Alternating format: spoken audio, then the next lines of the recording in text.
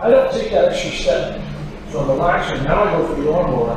Now I go to get this other two.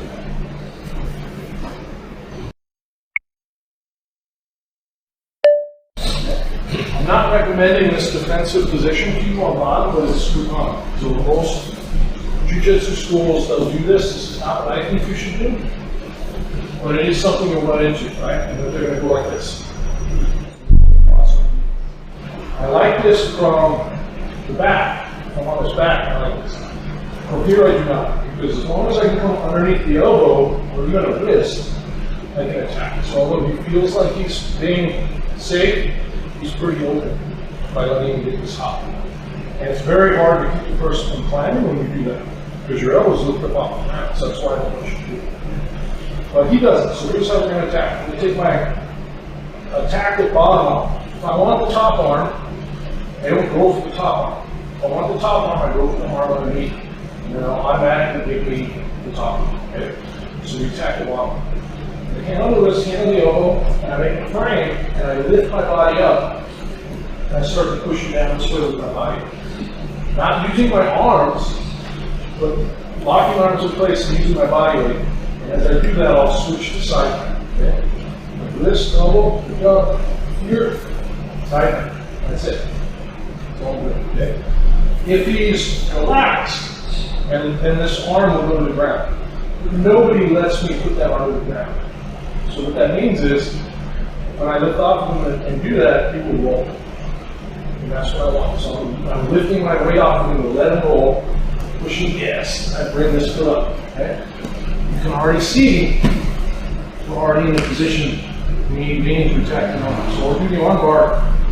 The armbar is almost easy once you get the first part. And let's just work that setup in there. Underneath, here you can sit. If they take this cross arm position, a lot of times I'll sit and I'll lean back a little bit and make them carry my weight a little bit. And I will wrist elbow, lock my arms in place, lift my body up, push, bring my foot up. Now I'm in position. Look at my hands. I still have them on his bottom arm. Let's see how I'm already underneath. I don't need to even grab it. This arm is already available for me. That's out. Try back and forth and we'll do the finish. This one here. I want this arm, so I go for the bottom arm. Get the frame, move my body over to the here, and I'm here. Now, well, I could choose something in the arm over here. I haven't grabbed his arm yet, intentionally. Just right there, that's fine. But I want to make one little adjustment first. I want my knee up against the back instead. And what that does is now look at my hip. My hip is pointed this way. Could I go from here? I could.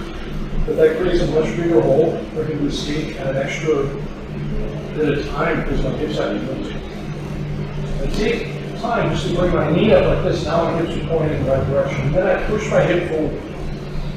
So even if you try to roll back into me, it's a little tough. Yes. Now I sweep up, and before my butt ever touches the mat, my leg needs to be over his head. It's super important. My leg comes over before my butt ever touches the mat. Then I'm either going here, or if I'm underneath the elbow, I'll cross. And we'll talk about how to finish from here in a second. Okay? So one more time. Straight up. Here, he comes up, knee to the back of the head. Here, the leg comes all the way over. And then I sit back. Underneath the arms, I want the top arms to go up this way.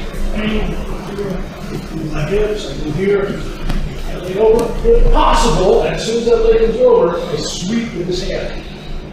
And what I'm doing here is I'm catching him before he grabs my arm, which is ideal, right? I'm hugging it to my body. No separation between his tricep and my stomach. It's all my back, everything here leans back. My knees are pinched together, my heels are pulled to my body. Okay? That traps his head. And then as soon as the arm is almost straight, I change my grip and I grab his thumb pad. So this way I can rotate his arm. If you try to do what we call hitchhiker escape, I can break the arm that way. So that's the ideal. You catch it here. We're a little late, and he wraps his arm up. Yeah, this will happen too. Now I grab my own hip, and then I look up, and I straighten out my back, and I get my whole tricep up against, or my whole stomach up against the tricep, right? Again, my knees are pinched together tight, heels to my butt, and now I'm going to turn towards my left shoulder. And that breaks that grip. And then again, I catch here, and I go to that thumb pad. You can use either arm, whichever arm is threaded in there. I really move it, there. Go to the right arm. What's important is that this is connected to my hip. I'm not pulling like this or I hurt my back. I'm connecting myself to his arm, and then it's just the angle. And the weak angle for him is there. And then I come back. Let's talk about the armbar real quick. Go back to that spot just so you guys understand how it works, why we do what we do here. If I don't pull my heels to my butt, so I don't contract my hamstrings the entire time, then there's nothing that prevents this head from going this way, and what they'll do is they'll just get their elbow to the mat. So turn your face with it. Right. That'll be the motion, right? So back. Kind of swing your head that way and relax your arm and rotate it down towards the back. Other way. Cool. This, sorry. Back like this? Yeah. So, what keeps his head trapped and keeps that him getting this over the mat are me pinching my heels to my butt. I got to get that over the mat. If I straighten out my legs, for sure he'll go get it. Here, oh. Right? That's one. Two, which leg do you think is my top leg or my bottom leg? Which one do you think is more responsible for keeping more track? Most people take the top. It's not on top. Right over here, swing your legs up and go to sit up. Yeah. Now do the same thing.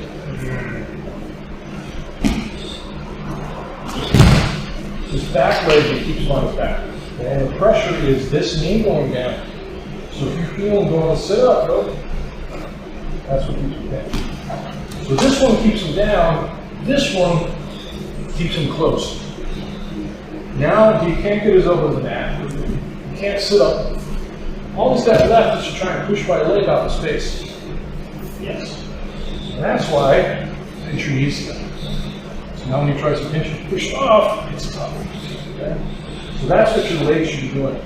You'll notice everything about that good arm lock is waist down. It's my knees, my hips, keeping my hips close to them, using my legs. Nothing to do with my upper body. All my upper body really needs to do is connect, whether you grab your arm, however you want, connect very close, and then just use ankle and body weight to make that grip. And Franklin's a strong guy. Very strong guys. I'll go there and I'll just wait. Right? I'll get to this position, just wait. And down, right? That makes so much more sense than Anthony. I'm not sure how this grip to do it. And then the guy escapes. No. I tighten everything up. And I just take my time. I know when I'm applying pressure at that angle, it's a matter of time before the grip breaks because this angle on all of us is weak. So basically, when I hang on, it kind of becomes a marathon. Make sense? Knees pinch together tight. What I'll also do is I push the balls of my feet into the mat if you can reach. And that makes it harder for them to go this way. If you can't reach, you imagine you're doing that. Knees together, hips driving forward. If they don't sit up, you just take the bottom of it off. Even if he may push this leg off and go to sit up. As long as I drop that knee back down, I'm going to get up. Right? And then I can come back and start to go slow. So we want to try and get to that position now, make sure everything is correct. What I will do, find in Franklin's position.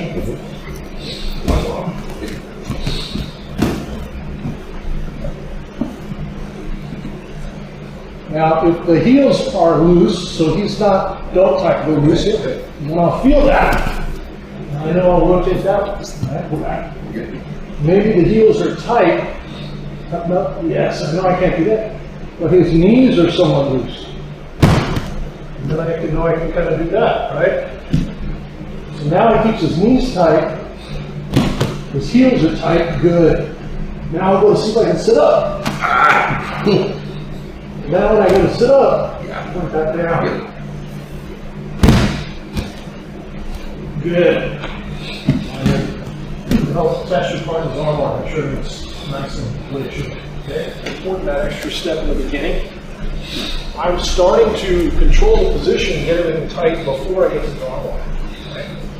I go here, I take it here. I go here, now I go here. Right? You guys can't see anything, you can feel it. What's happening? What's happening is I'm pushing my hip into a circle. Okay? What that does is now when he tries to get his elbow to me, it's tough. If I don't make that, if I don't take that box, if I don't take that extra step, so I'm relaxing, now I go for the arm bar, now I go to get this elbow to me. It's got all that space.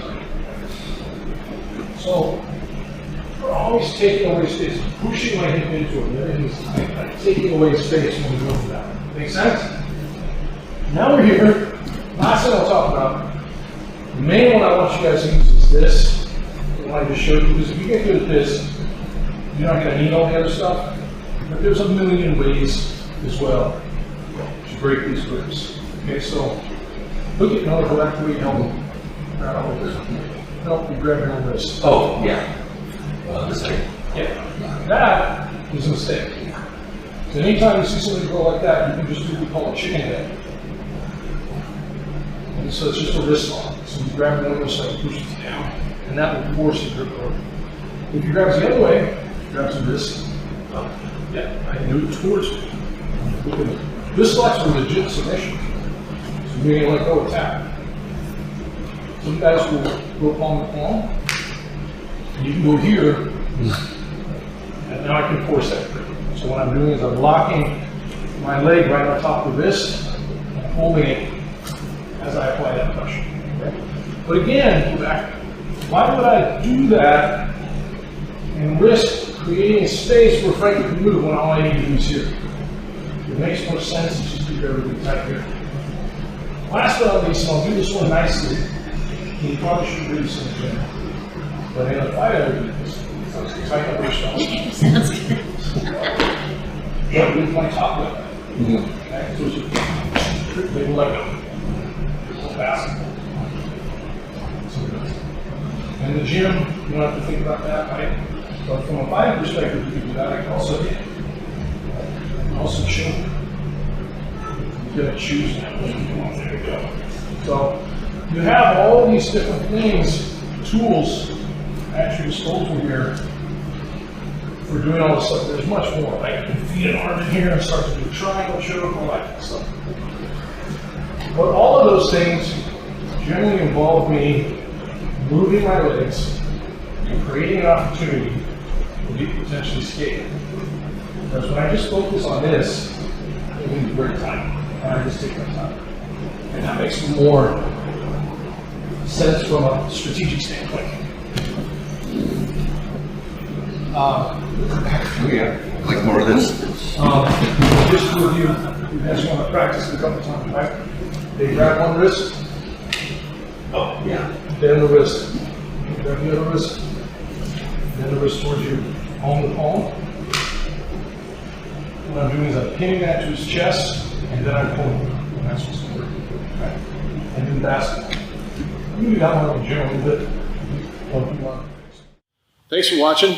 Make sure you subscribe, hit the bell for frequent updates because we're updating this every week. And make sure you comment and like and share our videos. We appreciate it, and we definitely try and respond to all the comments. And if you like what we're doing and you like the material, check out SBG University, SBGU, and you're going to see a ton more in much greater depth than what you see here on YouTube. Thank you very much.